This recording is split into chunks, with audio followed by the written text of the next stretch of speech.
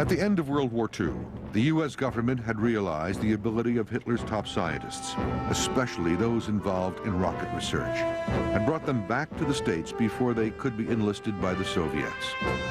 The most renowned of these was Dr. Wernher von Braun, the man behind the lethal V-2 rockets. He had led a remarkable team at the top-secret Peenemünde base. The Americans were surprised to learn that Hitler scientists were at least 5 to 10 years ahead of their own. The ex-Nazi scientists settled into their work at Fort Bliss, Texas. The vast open area of nearby White Sands, New Mexico, was used to test new missiles and rockets. It was not long before U.S. pilots once again began to see mysterious objects in the skies.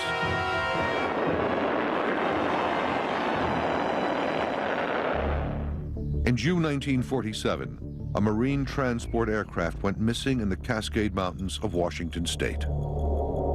Businessman Kenneth Arnold, a pilot with more than 4,000 hours flying time, was convinced he could find the plane and claim the $5,000 reward. At 2 p.m. on June 24th, Arnold took off from Chehalis Airfield. It was a perfect day, clear and bright. Arnold's plane, a rugged single-engine Call Air, was particularly suited to mountain work, and he estimated it shouldn't take more than an hour to find the missing transport. After a few minutes, he leveled out at 9,500 feet and started a sweep of the area around Mount Rainier. Suddenly, he was startled by a sudden flash of bright light across his plane. A DC-4 was in the vicinity, and he thought the flash might have been a reflection from its fuselage. Then, to Arnold's utter amazement, a tight formation of 9 crescent-shaped aircraft suddenly swept into view. As he watched, Arnold wondered if he had stumbled across some new, highly secret military planes. He later said, "What kept bothering me as I watched them flip and flash in the sun right along their path was the fact that I couldn't make out any tail on them. And I am sure that any pilot would justify more than a second look at such a plane. I observed them quite plainly from a distance of between 20 to 25 miles. Arnold now abandoned his search for the missing transport plane and raced home, where he breathlessly described his mysterious encounter. The press seized on his description of the UFOs as flying like a saucer skimming across a pool of water.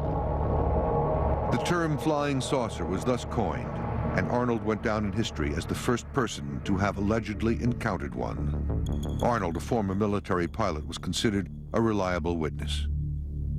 As the FBI itself stated, it is difficult to believe that a man of Arnold's character and apparent integrity would state that he saw objects and write up a report to the extent that he did, if he did not see them. The U.S. authorities denied any knowledge of the strange objects, so Arnold suspected that he might have seen some unknown type of Russian aircraft. But the more he thought about it, the more he was convinced that what he had seen over the Cascade Mountains that summer day in 1947 defied all rational explanations. Stranger still was the fact that just 2 weeks later, a farmer discovered unusual pieces of metal scattered on the ground near Roswell, New Mexico. The 509th Bomb Group, which examined it, initially said the metal appeared to be from a crashed UFO. They later claimed that the farmer had found the remains of a weather balloon. Nonetheless, Area 51, as it became known, was sealed off to the public. Until his death in 1984, Arnold was obsessed with finding out the truth and even wrote a book on the subject. Following Arnold's UFO experience, there was a rash of sightings of other strange objects over America. Some were undoubtedly meteorites, burning up as they hit Earth's atmosphere. But there were others which to this day remain a complete mystery.